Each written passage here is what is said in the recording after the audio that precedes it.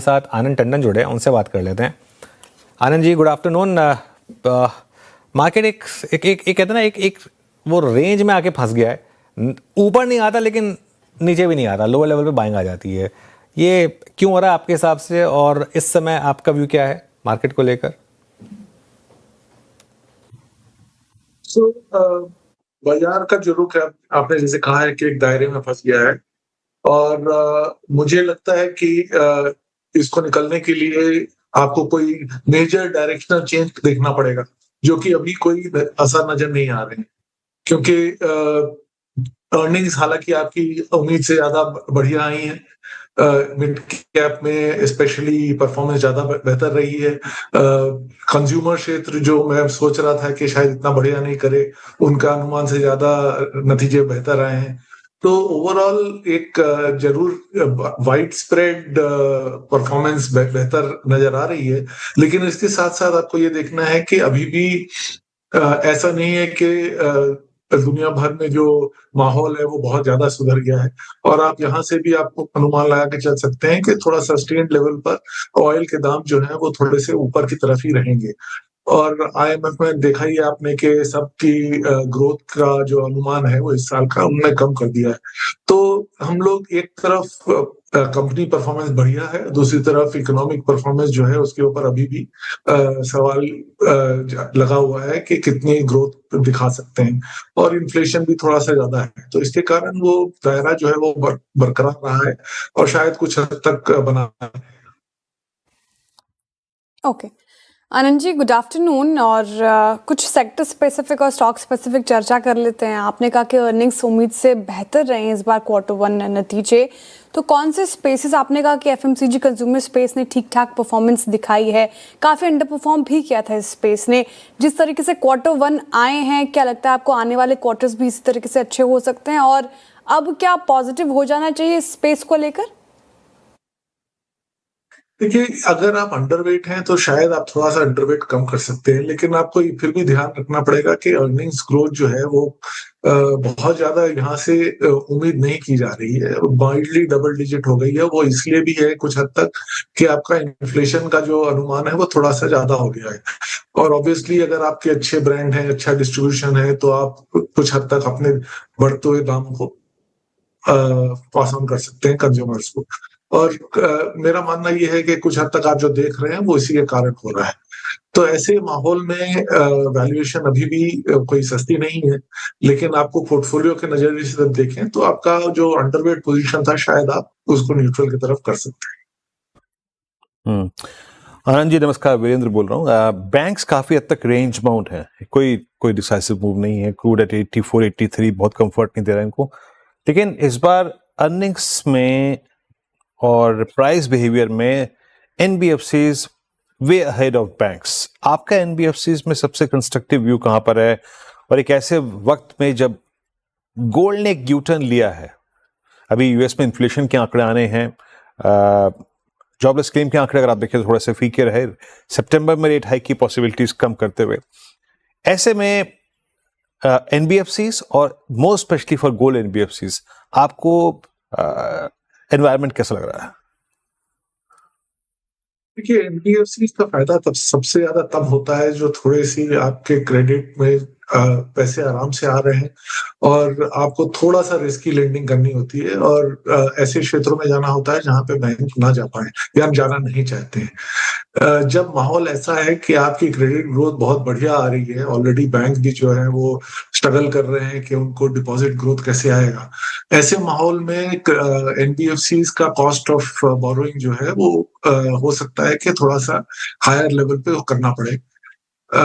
थोड़े initial stage cycle के stage में जरूर वो अपना बढ़ा सकेंगे क्रेडिट ग्रोथ और थोड़ा रिस्की एसेट्स को देके यील्ड भी दिखा सकते हैं। लेकिन मेरा मानना यह है कि इस वक्त अगर आपको चूज करना है एनबीएफसी और बैंक्स के बीच में, तो पोजिशनली बैंक्स बेटर है। वो अलग बात है कि परफॉर्मेंस वाइज फिलहाल स्टॉक मार्केट में इस वक्त एनबीएफसी में ज्यादा बढ़त नजर आ रही है, लेकिन अगर क्रेडिट सिस्टम टाइट होता जा रहा है तो उस समय आपका लायबिलिटी प्रोफाइल सबसे बढ़िया होना चाहिए, और वो बैंक्स का हमेशा एडवांटेज रहता है। साथ साथ ये भी है कि बैंक्स में ऐसी कोई चीज नहीं है जो उनको रोकती है, जो एनबीएफसी कर रहा है उसी को कॉपी करने में। तो अगर वो नहीं कर रहे हैं, वो इसलिए नहीं कर रहे हैं कि उनको बेहतर मौके कहीं शायद मिल रहे हैं। तो जहां तक एनबीएफसी का सवाल है, ऑब्वियसली अभी फेस्टिवल सीजन आ रहा है, तो आप ये समझ के चल सकते हैं कि कंज्यूमर क्रेडिट जो भी दे रहा है, स्पेशली सिक्योर क्रेडिट, तो उसमें आप उनको इस वक्त अगले 6 महीने तक अच्छा ग्रोथ नजर आते रहेगा, अगर उनका कॉस्ट बहुत ज्यादा नहीं बढ़ सकता। तो अगर आपको लेना ही है तो इस वक्त ऐसे क्षेत्रों में लें जहां पे ऑब्वियसली ब्रांड नेम अच्छा है, जहां पे लाइबिलिटी पिकअप करने की आसानी रहेगी, और उसके साथ साथ एसिड ग्रोथ तो जैसे मैंने कहा बाजार में ऑटोमेटिकली बरकरार है।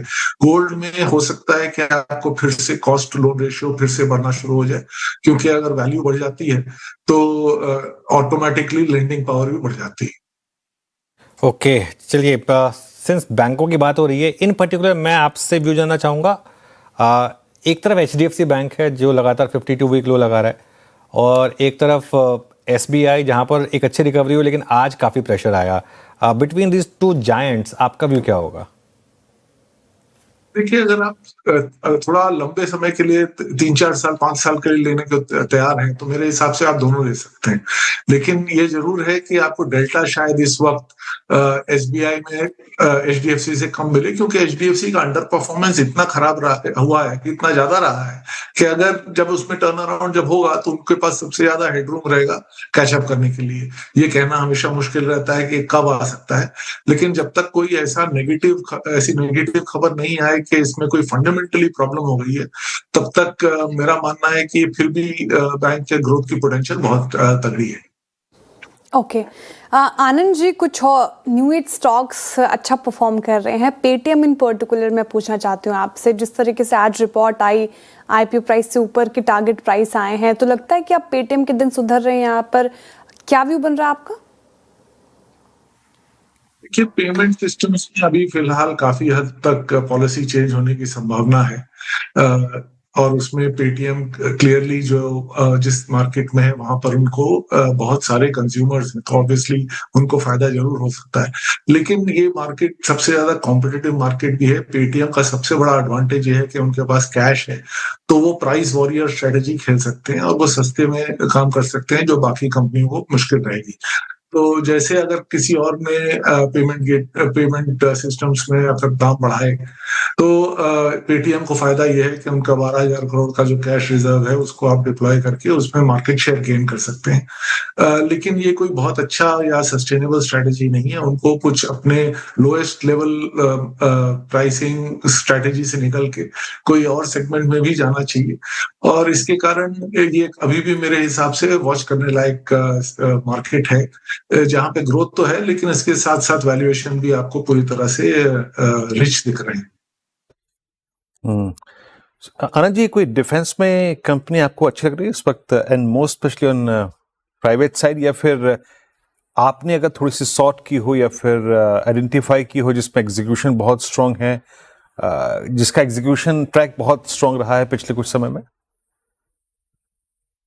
कि अभी तक प्राइवेट सेक्टर में कोई बहुत बड़ी कंपनियां तो आई नहीं है, और इसके कारण आपको फिर भी पब्लिक सेक्टर में डिफेंस देखना पड़ता है, जहां पर एग्जीक्यूशन की कैपेबिलिटी से ज्यादा उनके ऑर्डर बुक बढ़ते रहते हैं, एग्जीक्यूशन कैपेबिलिटी में कोई खास अंतर नहीं आता है। अगर आप एचएएल जैसी कंपनी देखें जहां पर ऑर्डर बुक कई गुना हो चुके हैं, लेकिन उनका परफॉर्मेंस जो है टॉप लाइन का वो वही बेयरली double digit kind of growth में आता रहता है, और अभी भी उनके पास कोई ऐसी कैपेबिलिटी नहीं है जिससे आप कह सकते हैं कि उन्होंने खुद अपनी कोई टेक्नोलॉजी बना ली जिसके कारण उनका वैल्यूएशन बढ़ जाना चाहिए। तो ऑलरेडी ये काफी महंगे हैं।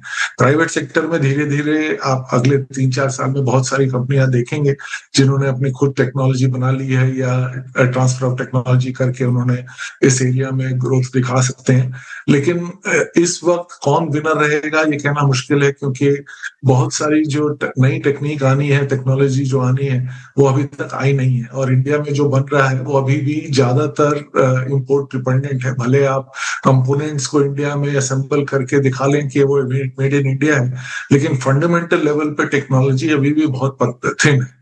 तो इस वक्त जो है आपको एक पोर्टफोलियो अप्रोच लेना है, तो कुछ बड़ी कुछ छोटी कंपनियां लेके आप लेके चले, या कि अगर आपको डिफेंस में इंटरेस्ट है तो एक फंड ले लें, क्योंकि इस वक्त कौन पर्टिकुलर कंपनी बढ़िया करेगी इसका अनुमान लगाना कोई बहुत आसान काम नहीं है। ओके, चलिए करीब 2.5 मिनट बचे मार्केट क्लोजिंग में। परहैप्स आखिरी सवाल आपसे, लार्ज कैप आईटी को लेकर क्या व्यू लग रहा है? इस बार की रैली क्या अलग है या वापस एक हायर लेवल पर पोजीशन हल्की करने का मौका?